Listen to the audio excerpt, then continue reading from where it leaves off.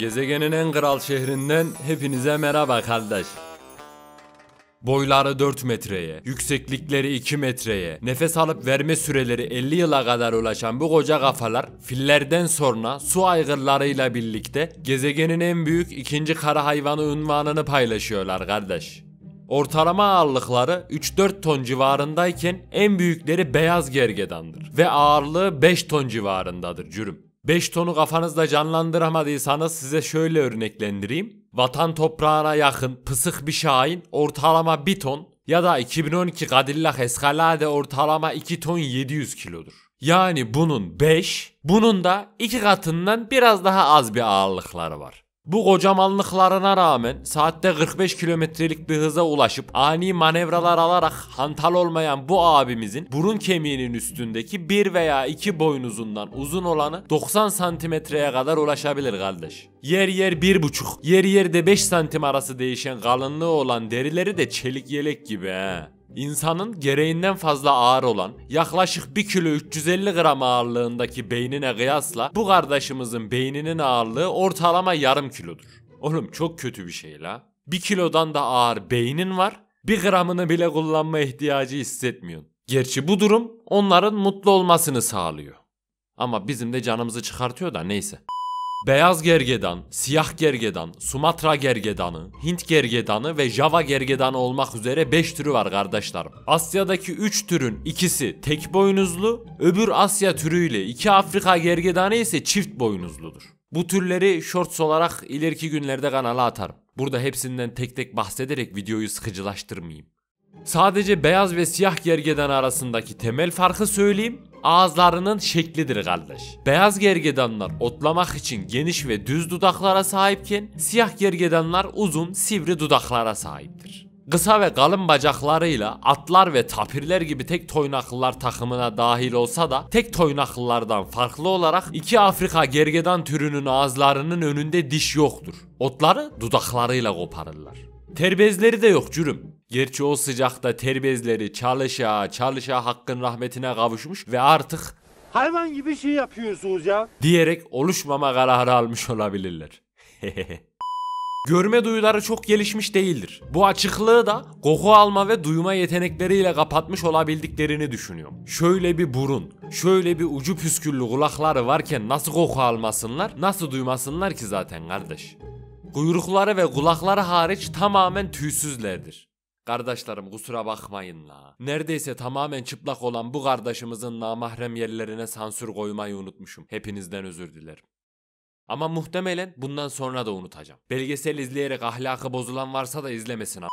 Bu abimizi hayvanlar aleminde teke tek alacak bir delikanlı yok kardeş. Şu boynuzu bir saplasa ya da şu cüsseyle üstüne bir koşsa hasmı ve tak topuk direkt kaçıyor. Ama dediğim gibi bu hayvanlar aleminde. Düşünen bir hayvan olan insan da bu kardeşimizin baş düşmanıdır. İnsanlarla karşılaştıkları zaman genellikle kaçsalar da bazen kızgın bir erkek ya da yeni doğum yapmış bir dişiyle bir insan evladı karşılaştığı zaman düşünün bakayım kazanan kim olur?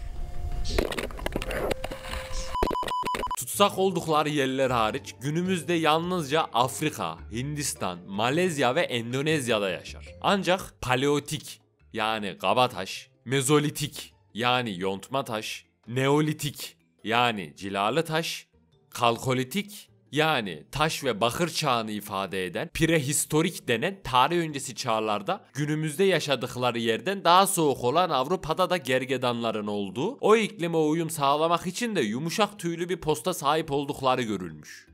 1 ile 1,5 yıl arasında genelde bir tane yavruları olur kardeş. O yabik de 2 sene anne sütüyle beslendikten 3 sene sonra artık kendi ailesini kurabilecek olgunluğa gelir. Şimdi gelelim ben bu kardeşimizi niye anlatmak istedim. Çünkü gergedanların bilin bakayım nesi insanlar tarafından talep görüyor. Aynen öyle kardeşlerim. Boynuzları.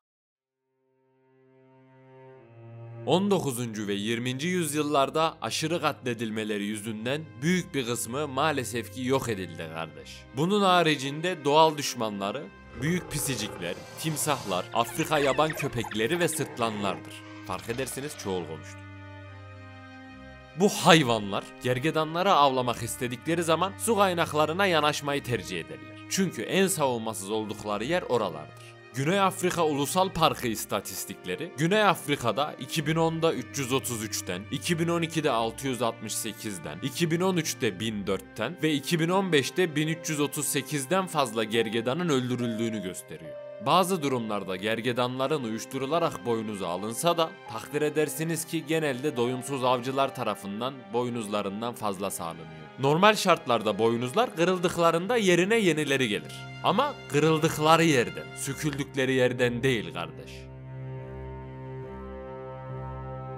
Asya'da doğaüstü güçler taşırmış ve ilaç yapılırmış. Yemen ve Umman'da hançer sapları yapılırmış ve hatta bunun için de pazarları varmış. Avrupa'da suyu arıtıp zehri tespit ederek panzehir olurmuş ve afrodizyak etkisi varmış. Çin'de de geleneksel tıpta kullanılıyormuş. Afrodizyak etkisinin yanında kanser tedavisinde de kullanılıyormuş. Ateş düşüren ve kasılmalara iyi gelen bir etkisi olduğunu da belirtiyorlarmış. Tabi bunların sağlık kısmı uydurulan şeydir.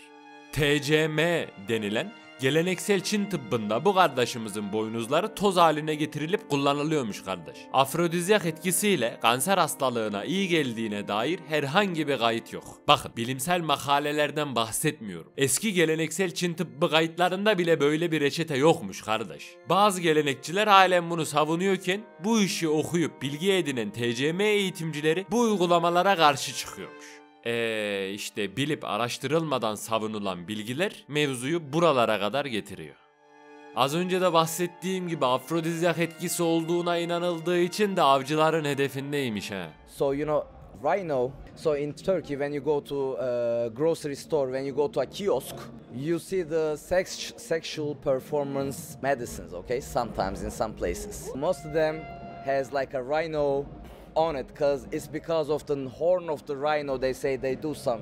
You understand me? Oh my god. So when I Senin cinsel gücün zaten bir hayvanın boynuzlarındaysa sıçam öyle libidoya. Hızlı gecelerde lakabımız kara gergedan.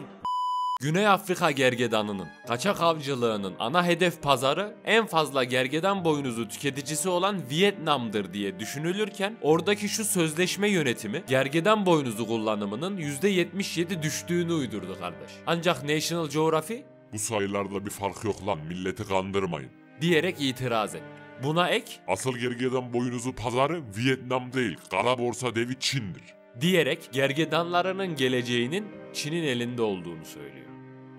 Kara borsada yüksek fiyata alınıp satılan gergedan boynuzlarının kilo fiyatının 20.000 dolar ile 400.000 dolar arasında olduğu söyleniyor kardeş. Bu fiyatlar da haliyle onların boynuzları için avlanmalarına sebep oluyor. Bu boynuz ticareti 77'den bu yana şu sözleşme tarafından illegal ilan edildi kardeş. Kalan gergedan sayısının %80'ine ev sahipliği yapan Güney Afrika'da da bu ticaret 2009'da yasaklandı. 2013'te bazı gerizekalı araştırmacılar kaçak avlanmaları azaltmak için sırf boynuz ticareti yapılması için gergedan üretmeyi teklif etti. Gerizekalı deme sebebim de hayvanların soyunu devam ettirmek için değil de ticaretini devam ettirmek için bu teklifi yapmış olması kardeş. 4 yıllık bir kavga dövüşün sonunda gergedan boynuzları ticari olmayan kategorisine eklenerek bu yasak bozuldu. Bu saatten sonra da gergedanları korumak için bambaşka, her biri diğerinden saçma fikirler üretilmeye başlandı. Bunlardan ilki dünyanın en salak saçma fikri olan boynuz çıkartma. Bazı bölgelerde gergedanlar sakinleştirilerek kontrollü olarak boynuzları çıkartılıyormuş ki kaçak avlanmalar önlensin. La en başta siz kaçak avlanma yapıyorsunuz oğlum, kafanız mı güzel? İkinci yöntem ise ilkine kıyasla daha az ama şahsi olarak yine dünyanın en saçma fikri olan boynuz zehirleme. 2011'de şu proje gergedanların boynuzlarına pembe bir boya ve keneleri öldürmek için akarisit denen bir maddeyi karıştırarak onlar için zararsız ama insanlar için toksik olan bir karışım yapmış kardeş. Bu karışım boynuzun içini besleyerek yüzeyine veya gergedana herhangi bir yan etki yapmayacakmış. Bu karışım insanlara temas ettiği zaman da ölümcül olmayacak derecede mide ağrısı ve bulantısı, ishal ve kasılmalara neden olacağı, bu sayede de caydırıcılığının olacağını düşünmüşler. Gergedanın boynuzunun geleneksel tıpta kullanımından ziyade dekoratif kullanım için giderek daha fazla satın alacağını düşündükleri için bu yöntemin yanında olmamışlar. İşin saçmalığı da şurada. Bu oluşum bu karışımı her 4 yılda bir yeniden uygulamak zorunda oldukları için tekniğin tüm Afrika gergedanlarına uygulanabilitesinin zor olacağını ve bu yöntemi uygulamak için anestezi verilen 150 gergedandan birinin anesteziden sağ çıkamayacağını bildirmiş. Buna rağmen bunu yapalım mı diye sormuşlar kardeş. Üçüncü gereksiz fikir de yapay ikame. Şu biyoteknoloji firmasındaki şu keko gergedan boynuzunun yapay ikamesini önermiş. Gerçek bir gergedan boynuzunun DNA'sının biyomühendislik sayesinde yaşayan bir gergedanınkine benzer şekilde yapılacağı fikri burjuvaları tatmin etmeyeceği için de olmamış. Dünyada böyle mevzular varken Hindistan ve Malezya'da da gergedanların yangını söndürdüğüne dair efsaneler varmış kardeş. İnanışlarına göre ormanda bir ateş yanarsa hayvan gelir ve onu söndürürmüş. Tabii efendim. Ama tabii ki bu da malum yerden uydurma bir düşünce. Güney Afrika'daki yerliler kaçak avcıların Güney Afrika'daki şu şehrin av hayvanlarını koruma alanındaki son dişiyi öldürdükten sonra kaçak avlanmaya karşı etkili bir önlem alınması çağrısında bulunmuş. Son dişiyi öldürdükten sonra bu çağrıda bulunmuşlar. Ne demişler? Son ırmak kuruduğunda, son ağaç yok olduğunda, son balık tutulduğunda beyaz adam paranın yenmeyen bir şey olduğunu anlayacak. Üstüne kelime yapmaya gerek yok.